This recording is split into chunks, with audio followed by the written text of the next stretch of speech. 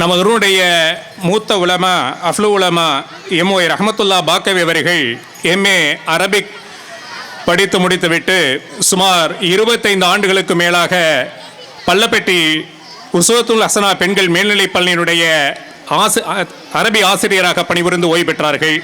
அவர்களுக்கு இந்த சான்றிதழ் வழங்கப்படுகிறது. அடுத்தபடியாக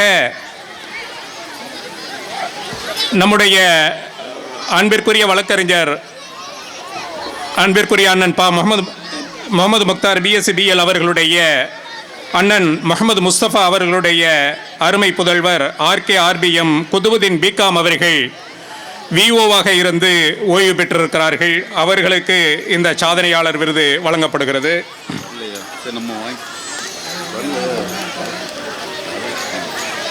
அடுத்தபடியாக